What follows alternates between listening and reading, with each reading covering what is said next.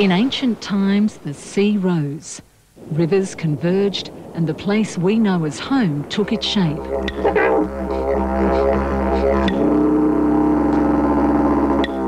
To the first Aborigines, it was a place of plenty for at least 10,000 years.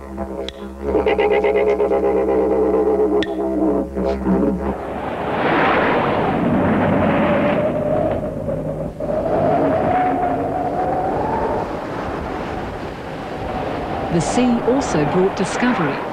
In 1770, Captain Cook logged a small island that would later be known as Nobby's. The first wave of white settlement swept onto this shore 200 years ago. John Shortland, in search of escaped convicts, discovered a promising harbour, coal on the beaches and cliffs, and timber for the colony. The unofficial discovery of Newcastle belongs to a convict family. William and Mary Bryant, their two small children, and some other convicts escaping from Sydney in an open boat came ashore here. In 1997, Newcastle is attempting to uncover traces of early settlement. An archaeological dig in the city is looking for remnants of a convict lumberyard. Through his research and publications, eminent local historian Dr. John Turner helps build an invaluable bridge back in time. It was a brutal place because of the floggings in particular, because of the imprisonment in the jail for a minority of people. But for most people it was a life of banishment to a place where you had very little relaxation, very little variation in food or enjoyment or anything of that sort. So that we really should think about it as a place where people were banished from Sydney. I once called it Sydney's Siberia. Finally, free settlers and surveyors followed, and the Newcastle we know today started to take shape. Convict artists captured glimpses of our past.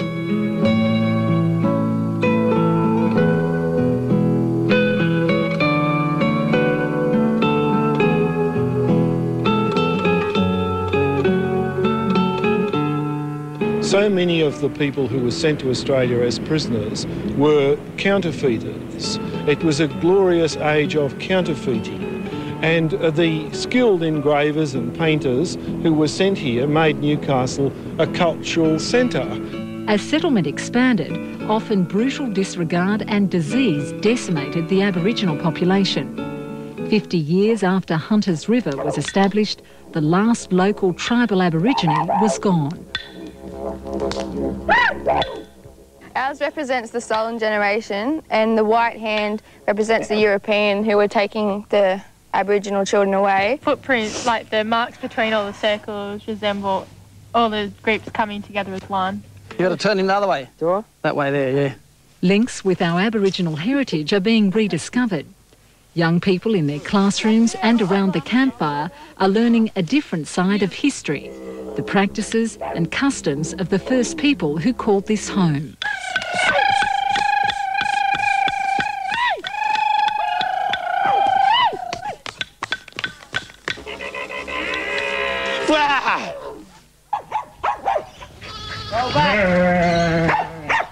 Farmers and settlers followed the river, and steam opened the way to the valley and its vast riches: timber, cattle, crops, thoroughbreds, vineyards and dairying. I'm going out west with the cactus grows. You can have my city clothes, oh give me the life that's rough and free. I don't want to settle down, I don't like the life in town. The cowboy's life is good enough for me. I'm going out west with the cactus grows. You can have my city clothes, oh give me the life that's rough and free. I don't want to settle down, I don't like the life in town. The cowboy's life is good enough for me. Many rode the sheep's back to prosperity.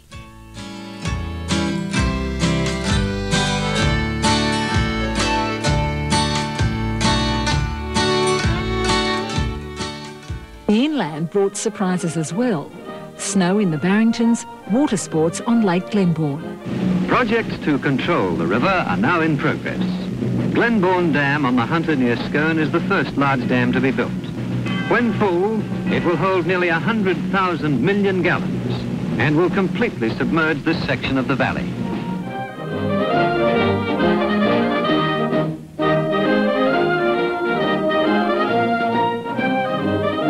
Also chasing the riches of the land came bushrangers in a bold but brief chapter of our history. Yeah, I think this area has been good for us the last couple of years. It's been a time for us to move. Probably the closest bushranger in the hunt to Newcastle would be Edward Davis and the Jew Boy gang. This gang moved up from the Central Coast and Sydney, plundering all the way, and they seem to centre around the area west of Newcastle. Lake Macquarie, Hexham, up around Maitland, a cave out near Mount Sugarloaf bears their name. Edward Davis, surrender in the name of the Queen.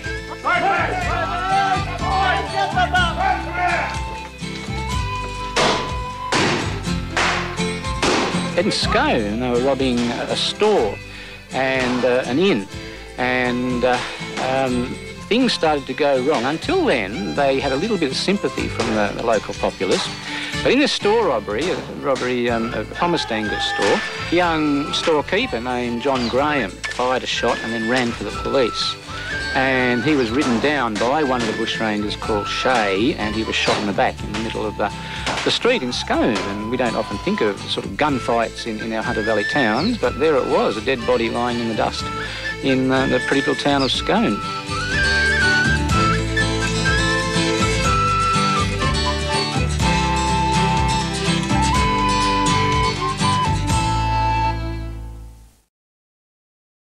River hunter on the eastern seaboard and in the state of New South Wales. Its century and a half of existence has been marked by rapid development, from a small penal settlement to a thriving industrial city with a population of 150,000, second in magnitude only to the state capital, Sydney. It is unique in that it serves a dual purpose, being an industrial city located in a rich pastoral area, the Hunter Valley, thus serving the nation with products of both primary and secondary industry.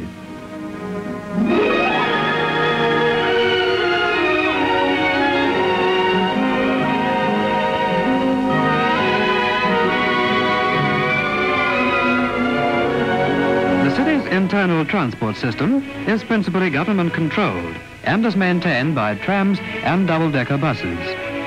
The trams are the target for much adverse criticism, and as an experiment are being replaced entirely by buses on selected routes. Upon the outcome of this experiment depends the ultimate nature of the city's growing transport system. Only one tram runs in the city these days, and we join Newcastle's Mr History, Herald columnist Norm Barney, on the City Loop. Part of the old city's still here, and I think if Shortman came back today, he probably would recognise some of it. We have rebuilt a lot, of course, over the years, but at the same time we've also kept a lot of our lovely old buildings. Driving around the harbour, Norm recalls the stories of a seafaring port, its shipwrecks and Shanghais. So now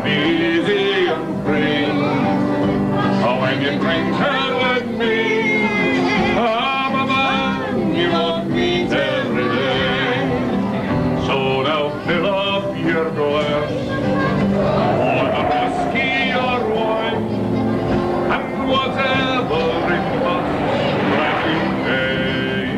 One of his favourite characters of the sailing ship days was a barmaid known the world over. Big Nellie, her name was. Look, I don't know a second. I've been searching for her for years, and maybe somebody will come up with who she was. But she worked in the old Clarendon and in the old Black Diamond, which was down near Wheeler Places. And she had this great reputation. If you walked into a pub and she served you, she'd get to know you, she'd ask your name. You could have come from Sweden, you could have come from anywhere around the world. But she knew the ships that were the best ships to join and the worst ones to join, and she'd let them know. And it was said that you could go away, a seaman could go away for 3 or 4 years and come back and walk in the door of the pub, and she'd call him by name. She'd remember that much. The happy circumstance of its location in a semi-tropical latitude enables the city to offset the stern nature of its work by a background of blue skies and golden sands typical of our eastern coast. Promenading even around this area here used to be the thing to do on a Sunday and public holidays. And people would move around from the bars area or from this area here, and they'd walk all the way around and up the steps behind the beach. There was no road then. up the steps behind the beach, across King Edward Park, or the Lower Reserve it was called, to what they called the Upper Reserve, which later became King Edward Park. And then they'd walk back down into the city. And that was a long walk, but it was just a stroll, a Sunday afternoon stroll. I'd love to have done it. I really would have.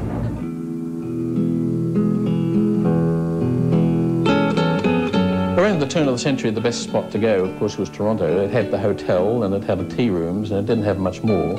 And to get there, you had to go by train because there was no road through to Toronto until about 1902. So you went either by train or you went to Cockle Creek and caught the ferry. And you caught the ferry or the little steamboat down to Toronto. But at one stage, Toronto picnic days, on the big picnic days, like the regatta days, you'd have 5,000 people coming into Toronto. All the unions used to have their picnics there. All the shops, all the businesses used to take their, like Arnott's and Rundle's, and all those people used to take their employees out to picnics at Toronto.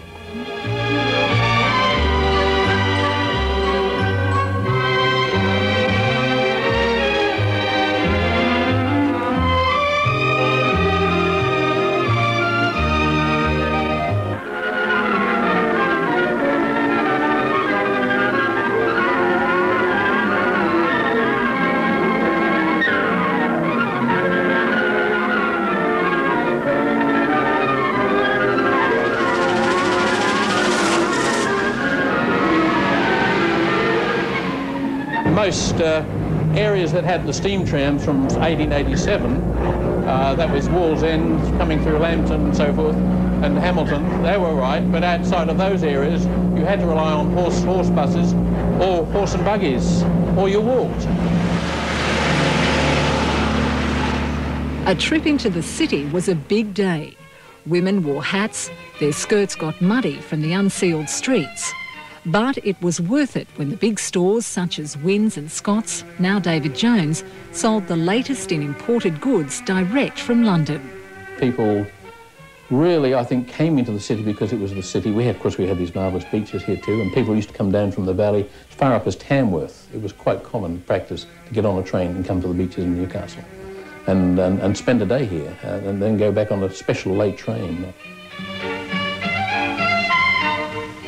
Newcomers have expressed surprise and pleasure to find not a grimy, dingy place hidden under a pall of smoke and coal dust, but an attractive suburbia set in pleasant surroundings. When people thought of it as a dump, perhaps, they were looking at those days, all there were shacks around, and a lot of them, even all the way out to New Lambton, there were mud huts, even in the early days of New Lambton, and places like Lambton, New Lambton and so forth, Adamstown, there were mud huts, a lot of them. I'm always seeing something new. I'm always looking up and seeing something on a building, or seeing something that's in a street that I hadn't noticed before. It's amazing what you can pick up. For instance, I was down not long ago in Cooks Hill, and there was a little bit of the old rail line still that used to run from Burwood into the city. There's still just a touch of it there. Yeah. So I go looking for things like that, of course. And then there's lots of things around the city here that you can find. If only people would walk around the city, not just with their eyes down, but start looking up at the lovely buildings we've got and things like that. It really is lovely. And the city does have a marvellous history. Not only in the city itself, but of course we have the port and the great maritime history we have. It's incredible, the maritime history. It never ceases to amaze me, really.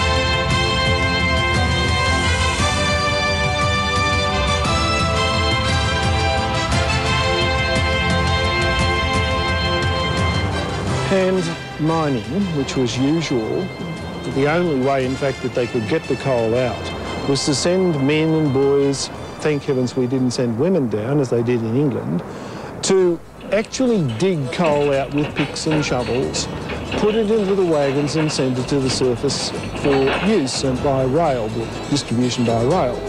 Now, that was extremely hard physical work. And these men were very, very proud of their physical strength, the way that they could mine the coal and throw the coal. Very muscular people, coal miners in that period. But it was dangerous, it was wet, it was very, very dirty. When you look at the life of a miner, some people could work right through until the 80s, their 80s, and had to, there were no pensions. But the work was so hard, the air was often impure in the mine. The lung problems of miners must have been acute. Many people got their hands or legs or backs crushed by accidents in the mine. There were some extreme disasters.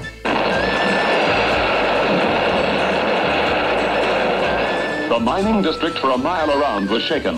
Gas masks. At Dudley, for example, at Stockton, where explosions destroyed the mine and killed large numbers of miners.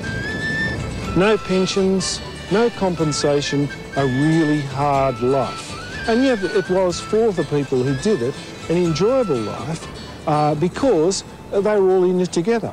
There were no rich and no poor. In Newcastle, the rumble of the coal trains is a familiar sound. For the coal which is carried further afield in ships, special electric cranes have been installed at Carrington wharves to facilitate handling.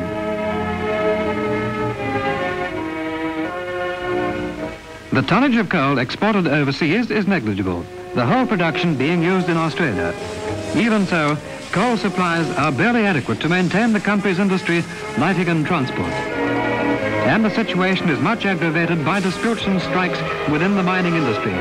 Strikes which cripple the nation's economy, halt the progress of post-war recovery, and bring hardship to many thousands of people whose livelihood depends upon this much-needed fuel. The great strikes and the lockouts, 1929 lockout, which was when the owners told the men not to bother to come to work, that went on for something like 15 months, in which most of the miners were out of work in Newcastle. The nation almost ground to a halt in the late 1940s, and the army was finally called in to break a big strike. The army is ready.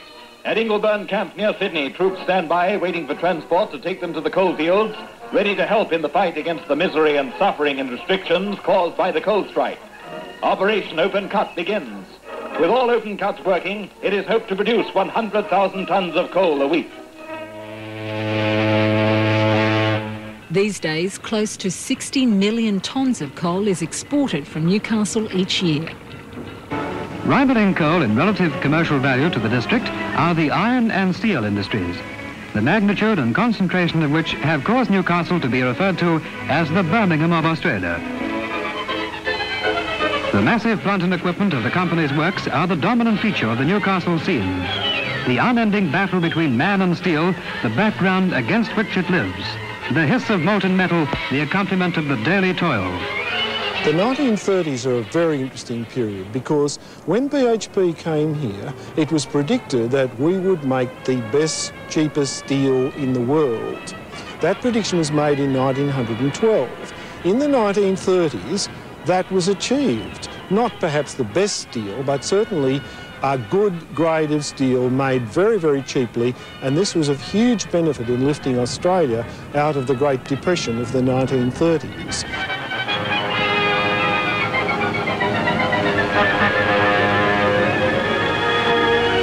O'clock, Friday afternoon. The end of the week, the beginning of the weekend. 2 days of freedom born of the 40-hour week. 2 days of leisure to pursue the chosen recreation according to season. Here, perhaps, is that which gives the most pleasure to the greatest number. The beach, where fatigue and care alike are washed away in a flood of sunlight and foam. It is a working class town, there's no doubt about that. but it is an aspiring town as well. And when we talk working class, I think we've got to think of people who were determined, if they could, to improve their conditions. There's also a strong trend of or belief in enjoyment, so that it was never to be a town in which there was only work. Are you having any fun? What are you getting out of living? What good is what you've got if you're not having any fun? Are you having any laughs? Are you getting any loving? If other people do, so can you have a little fun. After the honey's in the comb, little bees go out and play. Even the old grey mare down home has gotta have hay. Are you having any fun? You ain't gonna live forever. Before you're old and grey, still okay. Have a little fun, son. Have a little fun.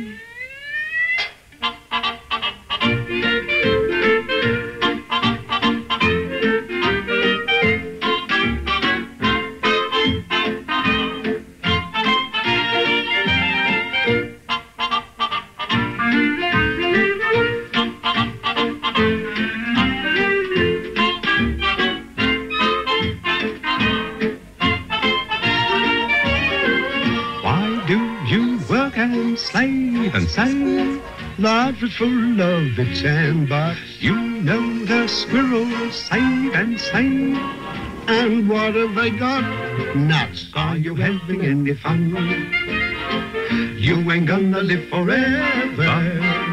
Before you're old and grey, still okay. Have a little fun, son. Have a little fun.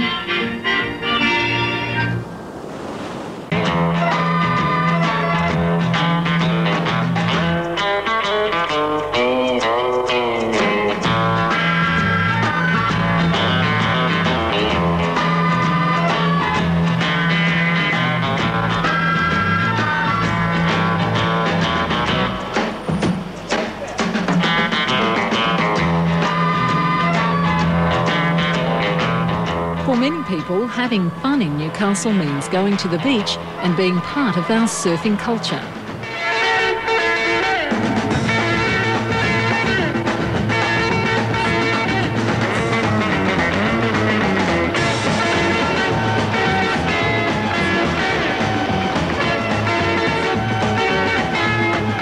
Legendary 4 times world surfing champion Mark Richards still calls Newcastle home.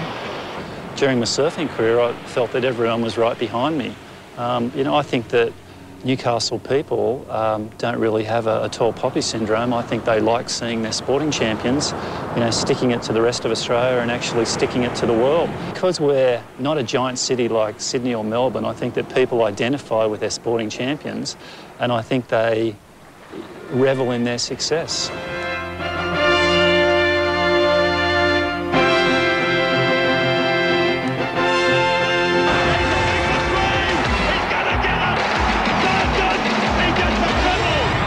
A standing ovation from a massive final home game crowd.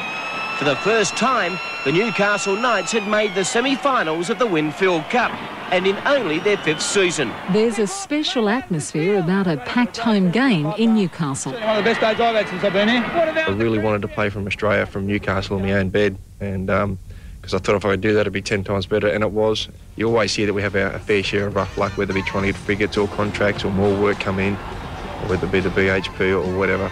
For good or bad, it always turns out for the good because the people are pretty well fighters, and we're all branded with the same markings. We all sort of are workers and look to go the same direction. But I think all in all, every time we get a harder knock, we sort of get a little tougher.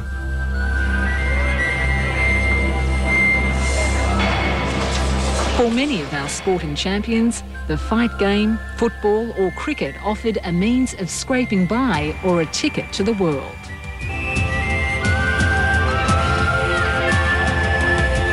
Well, in the early days of the mining communities, particularly around Newcastle and the coalfields, any disputes that took place between the blokes working in the mines or wherever was generally hammered out on the proving ground on a Sunday morning.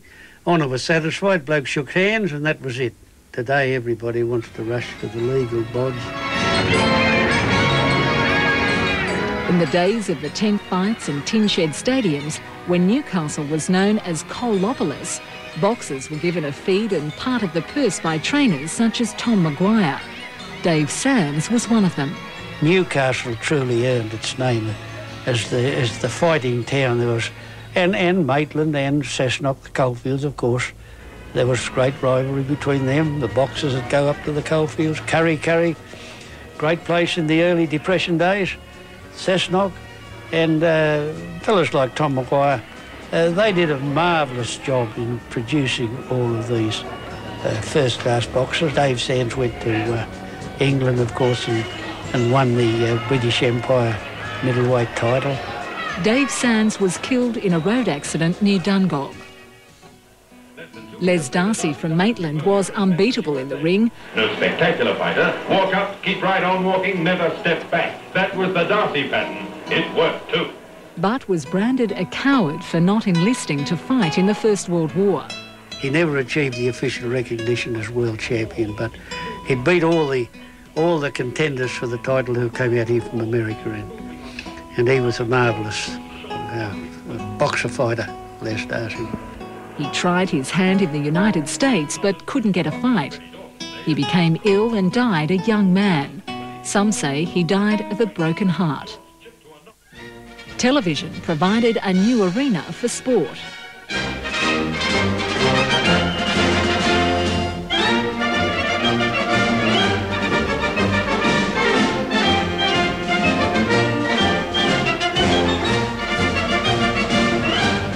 There's another big hit, but he's out. Caught.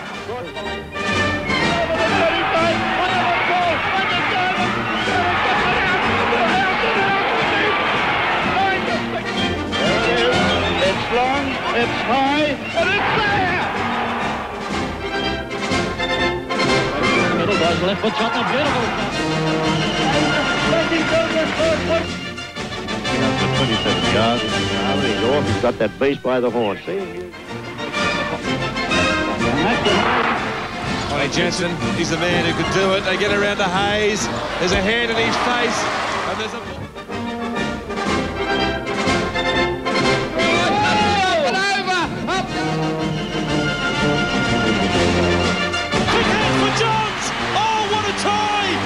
Raises the left hand.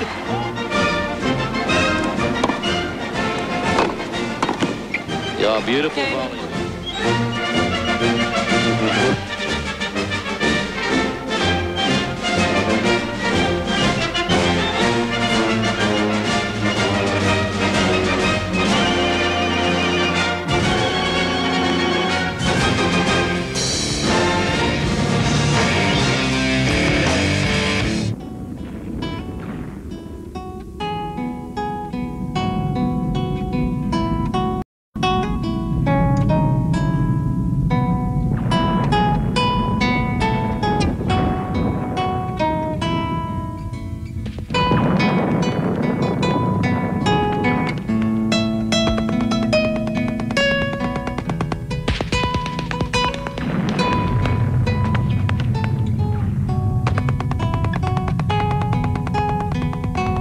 The people of Newcastle showed their patriotic fervour enlisting for the First World War. Farmers, clerks and fruiters signed up and fell at Gallipoli, in the deserts, the seas and trenches of Europe.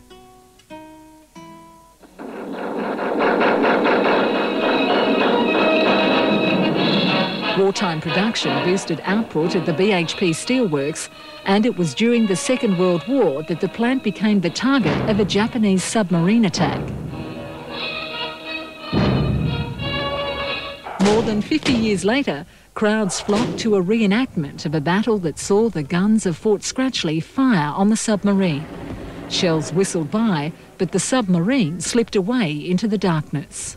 I knew that we should be firing it, and if we had fired sooner, would have got him.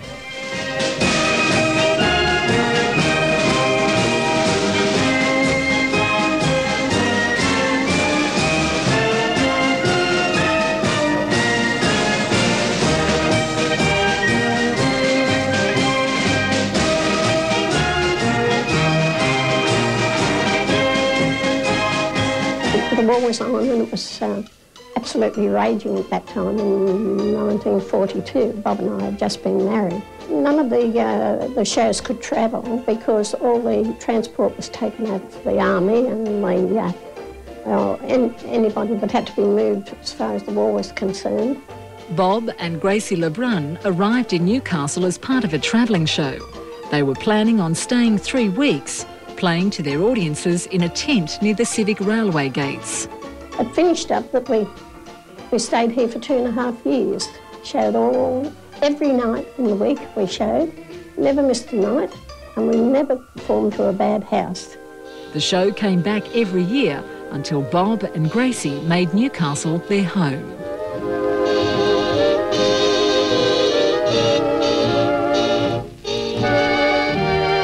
It was the era of dance bands, when the Palais, the Great Northern Hotel and the City Hall were the places to be.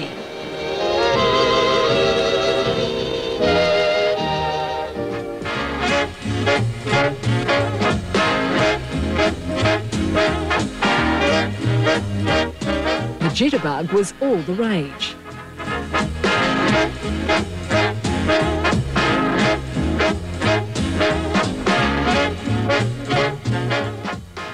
It was also the golden age of radio, when people set their clocks by the popular programs and serials. Radio is everywhere with the people.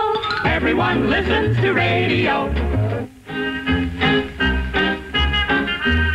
Rex Sinclair, now in his 90s, came to be known as Uncle Rex, and along with his companion Horace, hosted children's radio and magic shows and inspired hundreds of youngsters to take up performing.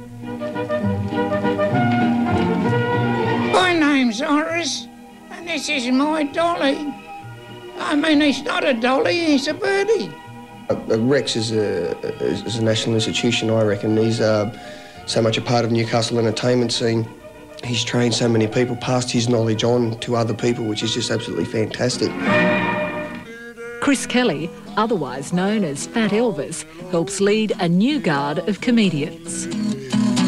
I could die.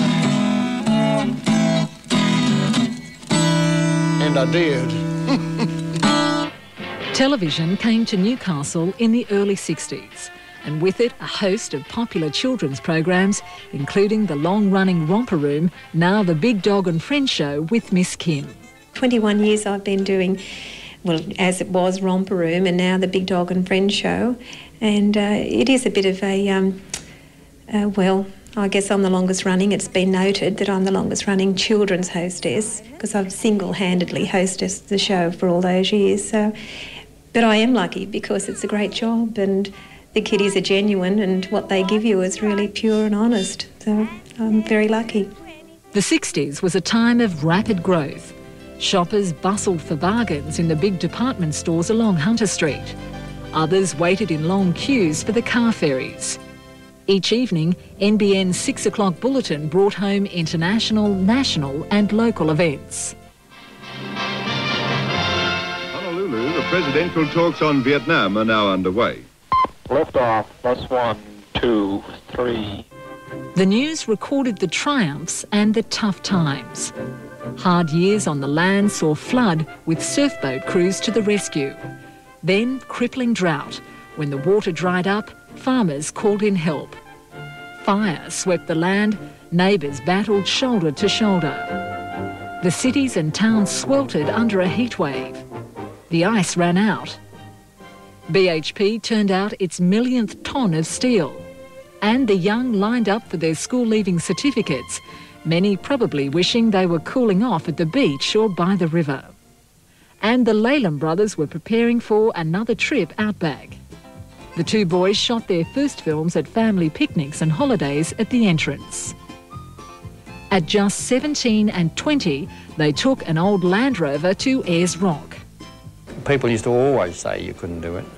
It was one of the most common criticisms, was that we shouldn't be doing what we're doing, that you won't succeed. And I think it was that really got us to get up and get out there and prove them wrong. Come on along to the land down under with the Leyland brothers. The Leylands took us down the Darling, then on wheels across the wilderness and in an open boat to adventure from Darwin to Sydney, calling in at their home port of Newcastle. Coming in past Nobbies, though, that was real buzz. I mean, we'd been all that way through all that remote country, and then there's Nobbies and you go through and you felt like you're home, yeah. The Vietnam War was calling our young, and Dungog's favourite cricketing son, Doug Walters, joined up. Trees gave way to roads at Burwood Park and Blackbutt Reserve as the city expanded. Stockton Bridge replaced the vehicular ferry service, Kmart came along, the Co-op store closed, Joy Cummings was Newcastle's first female Lord Mayor, and the last brick went up on the tower of Christchurch Cathedral. Bob Hudson produced the Newcastle song. They pulled up outside the Parthenon milk bar, and standing outside the Parthenon was this beautiful... And Newcastle produced Olivia Newton-John. Newcastle, happy bicentenary. This is Olivia Newton-John, and I had many, many years as a child running up and down your streets and playing on your beaches because my father lived there for a long time. I love your city, it's beautiful. Happy birthday and many more. Leading today's charge of homegrown international entertainers is the band Silverchair. Starting off back in 1992 under the name Innocent Criminals, these three hard-rocking teenagers from Merriweather rocketed to the top of the Australian charts in 1994 when their song Tomorrow won a national competition.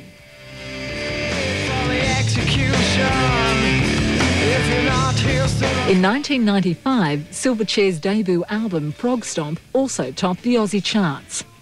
Frog Stomp went on to be the only Australian album to make the US top 10 this decade. The band's most recent album, Freak Show, has also been a huge hit with global sales of well over 1 million copies. Silverchair's worldwide popularity is set to grow once the boys graduate from high school later this year.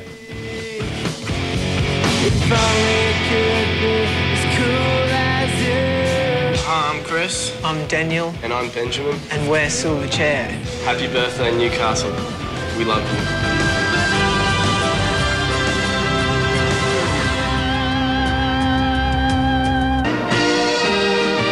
About 150,000 people crowded into Hunter Street on Tuesday, September the 9th, 1947, to watch Newcastle's 150th anniversary procession.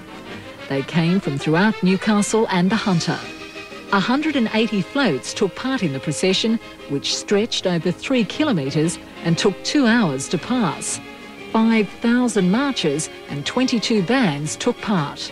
Symbols of civic pride included the Victor Ice Cream and Cordial Companies, a Lake Macquarie float, the Luster Lingerie Company, Sorby's, Speedway and Arnott's Biscuits. The country came to the city as well. At a big surf carnival at Newcastle Beach, women marched for the first time.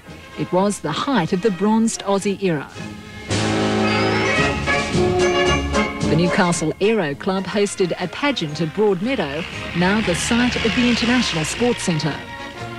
The planes thrilled the crowd with low passes, mock bombing runs and aerobatics. And many people enjoyed cooling off at Newcastle baths, some paddling in what was known as the canoe pool, with its almost fabled map of the world long since buried under sand. Civic pride again hit new heights with a visit by the Queen and Prince Philip in 1954. Miss Joan Elvin of Newcastle Girls High School has the coveted honour of presenting a bouquet of flowers to Her Majesty, and will no doubt be quite an authority on handsome princes after this day. That schoolgirl remembers the day well. The atmosphere was tremendous with thousands of school students there. It was just very exciting. This was the glove. It's the right-hand glove that I wore. Mum kept it all those years. It's rather special. Another new member of the royal family captured our hearts in the 1980s. Princess Diana was a big hit with schoolchildren and took time to shake hands in Maitland. It was a day to remember for surf lifesavers on the Central Coast when Diana presented the prize at a surf carnival. Made our day. Fantastic. Shocked and saddened like the rest of the world, Newcastle mourned the loss of the People's Princess. Change was in the air and the Hunter was about to experience a national disaster, the Maitland flood. The flood was just one of those tragic and infamous events which had thrust Newcastle into the world spotlight. In 1974, the area was battered by the elements and the bulk carrier Cigna driven ashore in Newcastle Bight by cyclonic winds. Then the unimaginable. Police cars burnt by rioters demonstrating over the closure of a popular star hotel in the inner city. And then, in 1989, the city shaken to its core by the earthquake.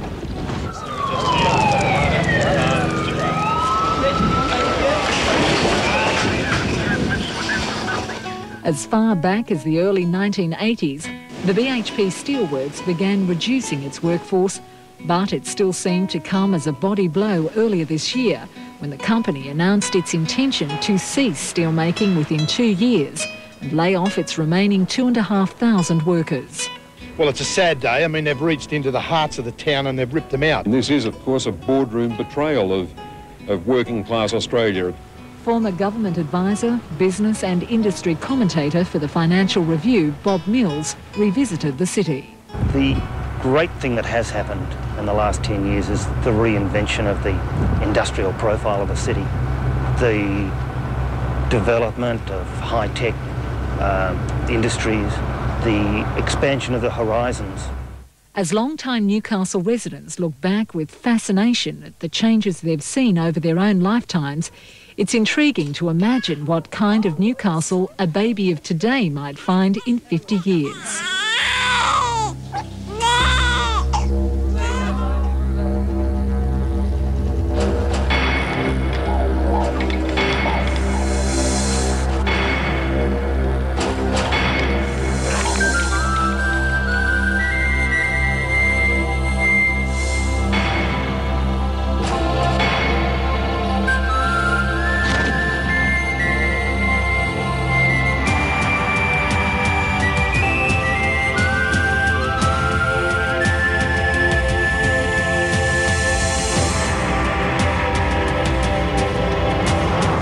One of us has a reason to be proud of a place that takes your breath away, of people with pride and determination who take the name Newcastle to the world.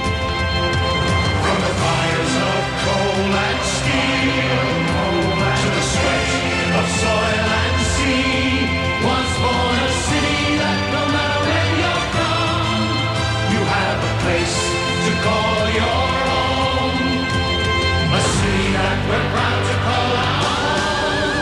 So let's celebrate the spirit of the city, Newcastle. Let's celebrate 200 years.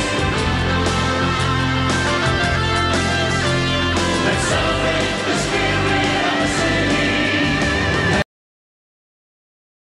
Let's celebrate the spirit of the city.